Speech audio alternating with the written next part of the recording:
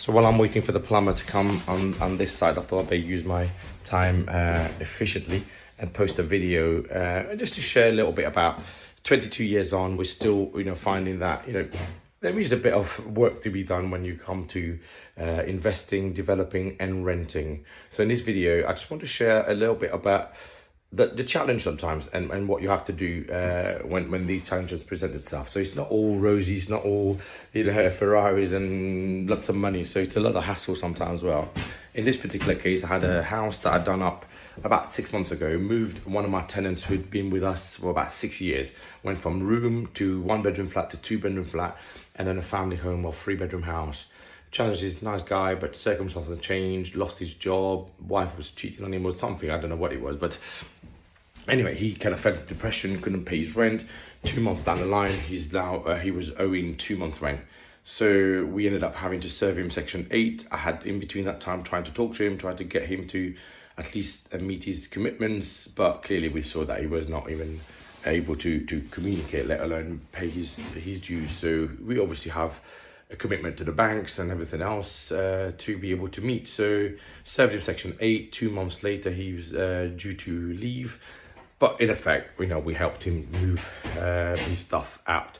Having said that, just turned up to the house. As you can see from these pictures that follows now, you see the state that it was in. So we've had to now spend a bit more money to get the cleaners in, move a lot of the stuff that the guy had left in the house. So bed, sofa, some rubbish. It wasn't terrible. To be fair, I've seen a lot worse, but it still cost us money to now get a removals people to come in, or the tipper to come and clean or take out all the rubbish and tip it, because they have to have commercial license and everything else, so it costs money.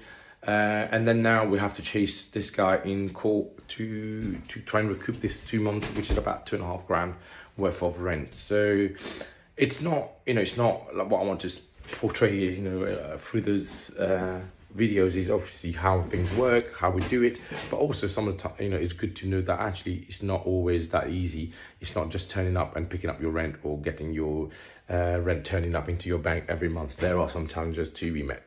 They're not crazy. There are some processes, there's some laws to follow, and that obviously you have to have some form of kind of financial ability to withstand these things for a while. But if you can do all of that, property investment is definitely a very good way of making money and actually developing a good passive income. When I say passive, it's relatively passive. So I choose to develop and work and buy and then rent and within my team to do it. But if you didn't do that, or you had a full-time job, which I had for about 20 odd years, you can actually offer it out to agents. The problem is agents do charge, and they charge around 10% of the monthly rent or the yearly rent, and on top of that, anything that they will send their tradesmen to fix in your house, they will put a commission on top of it. So then a 6-7% yield return doesn't become 6 or 7%, is more 3 to 4%, because you're paying, your cost base is a lot higher. So again, this is not meant to dissuade people from going into property investment. I've done quite well out of it. It's work, but when you do it well, you do a systematized way, you are able to carve out a very decent living out of this.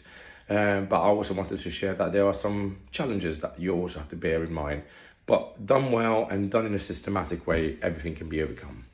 Hope that helps, and I'll see you in the next video.